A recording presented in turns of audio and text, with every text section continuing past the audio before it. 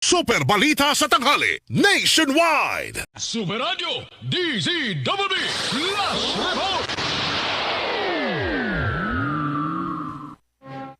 Super Radio Flash Report. Meron po tayong flash report. Deputy Speaker Puno nagain ng reklamong cyber libel kay Congressman Kiko Barsaga.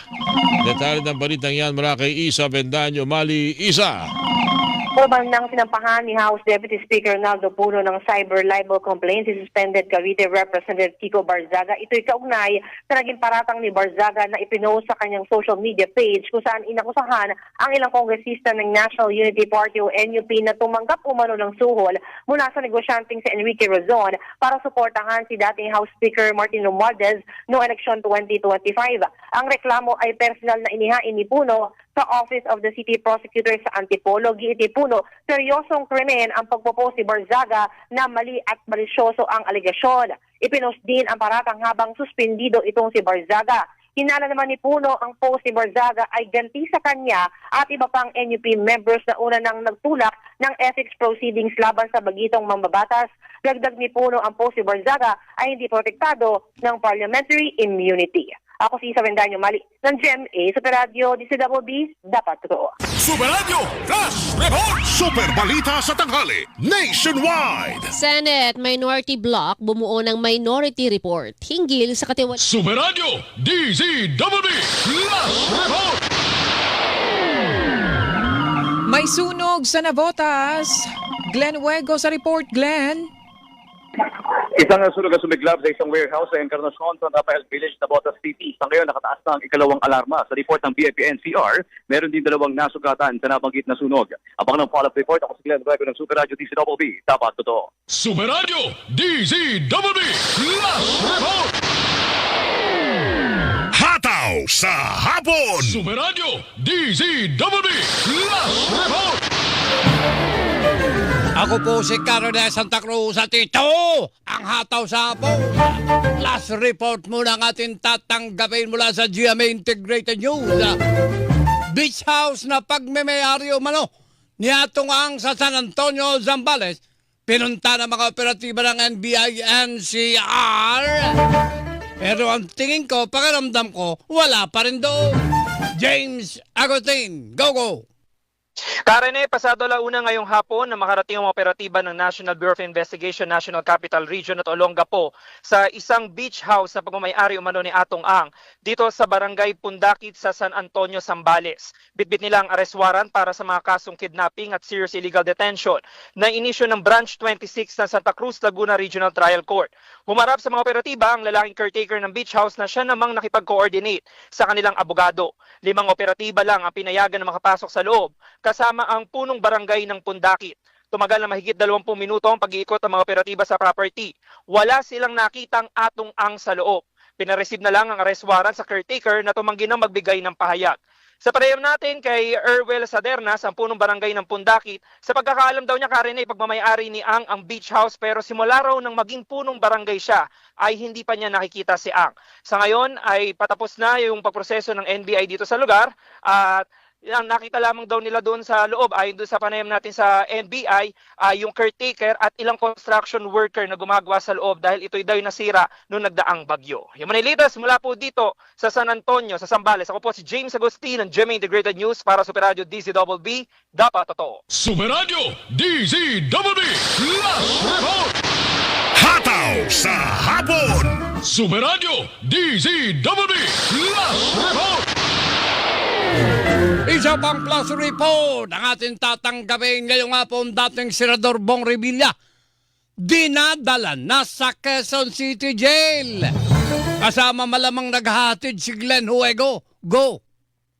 Karene, 10 minuto ang nakararaan ay umalis na nga dito, no? Yung si dating Senador Bong Revilla, kinahatid na siya sa Quezon City Jail dyan po sa Payata sa mga tauhan ng PNP CIDG. Doon nga siya kasi kinumit kanina matapos na yung return of warrant, kinumit siya dagat Sandigan Bayan na mapiit sa New Quezon City Jail kanina.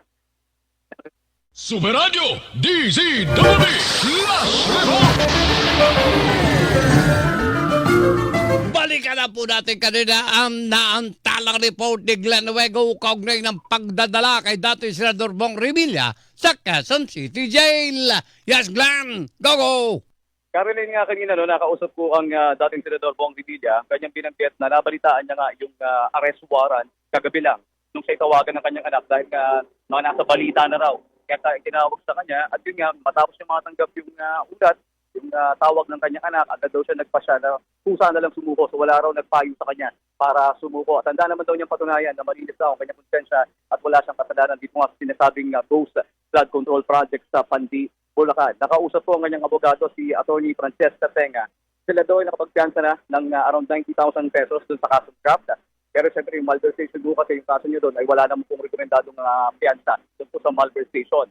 So sa ngayon, ang request lang daw talaga nila ngayon dito sa Sandigan Bayan ay wag naman daw sana sa New Quezon City Jail sa alang-alang na rin daw sa seguridad at kaligtasan ng dating senador. So ang gusto talaga nila ay doon na lamang sa PNP, no? Sa PNP headquarters yan sa Camp Crame. Pero nga, nauna na rin sinabi ng PNP na under renovation kasi kaya hindi maaari. So sa Biyernes naman daw, may mga pagdinig na sisutulan, kaugnay pa rin sa kasong kinakaharap ng dating senador. Ako si Glenn Nuevo ng Super Radio DZBB. Dapat totoo. Hataw sa hapon! Thank you very much, Glenn Nuevo! Super Radio DZBB Last Report! Bago po ang NCSC, ito muna. Dating Senador Bong Revilla dumating na sa Quezon City Jail. Flash report hatid sa atin ni Carlo Mateo. Carlo. Sa minuto na ilipas na dito sa Quezon City Jail Mayor. Mamaya ha, babalikan natin si Carlo Mateo. Pero ito po ha, dumating na po sa Quezon City Jail si dating Senador Bong Revilla. Ito po yung kaugnayan doon sa mga kasong isinampa sa kanya sa Sandigan Bayan. Itutuloy po natin at maghahatid po tayo ng iba pang detalye tungkol dyan. Okay na, balikan na natin si Carlo Mateo. Carlo. Okay, may 10 minuto na ang nakalilipas na dumating itong napakahabang convoy ng mga sakyan. At kabilang nga rito yung van o yung pinagsakyan ng kay dating Senador Bong Revilla Jr. na ipinagutos ka sa Sandigan Bayan na mailipat ng kapitan dito sa Quezon City Jail Bail Dormitory dito sa Payatas sa Quezon City. At aking napagalaman na kasama nitong si Senador Revilla na naghatid naman sa kanya rito ang kanyang bahay na si Cavite 1st District Congresswoman Lanim Mercado Revilla at naroon din yung dalawa pa niyang anak na si Congressman Cholo at yung isa ring mababatas sa mga sumandaling ito. Todo gwardyado itong parigit ng Quezon City Jail mula pa lamang dito sa pinakalabas na siyang pinantayan ng mga tauhan ng SWAT team ng Quezon City Police District at nagsadip puwersa sila ng Bureau of Jail Management and Penology.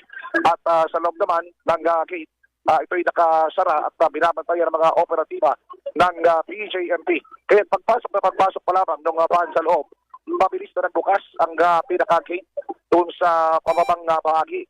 At nang makapasok na yung van, ay mabilis din itong nagsara kaya hindi na makikita kung ano man yung prosesong gagawin sa loob. 7 mga nauna pang mga akusado na may kinalaman sa flood control project ang siyang nakapihit na rin dito. At ito nga ngayong hapon ay una namang tinala dito sa Quezon City Jail, Mail Dormitory, si dating Senador Bong Revilla. Kasama rin pala ng tungo dito sa loob ng Quezon City Jail ang kanilang abogado. Ako si Carlo Mateo ng GMA Super Radio DZBB Dapat Totoo. Super Radio DZBB Last Report! Balikan po natin ang Meron tayong Super ipapasok Radio na. DZBB Last Report! Meron pong mainit na report si Sam Nielsen. Sunog sumiklas sa Santa Mesa, Maynila. Sam.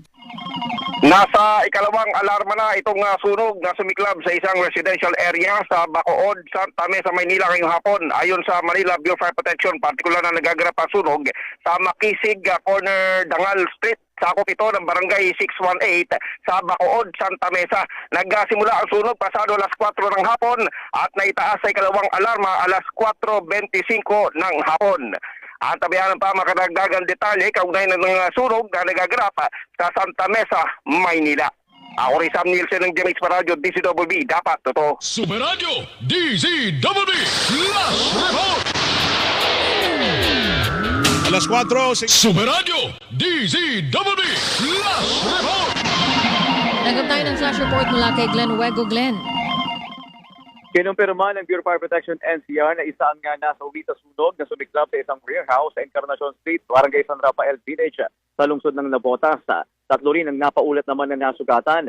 Nagsimula ang sunog kaninang pasado alas 12 ng tanghali at naapula kaninang pasado alas 2 ng hapon. Sa initial na report ng PFP-NCR, 20 anyos yung nasawi. Iniimbestigahan pa yung dahilan ng sunog pero sinasabing sa storage ng bodega nagsimula. Ako si Glenn Wego ng Super Radio DZWB, dapat totoo. Super Radio DZWB Flash Report.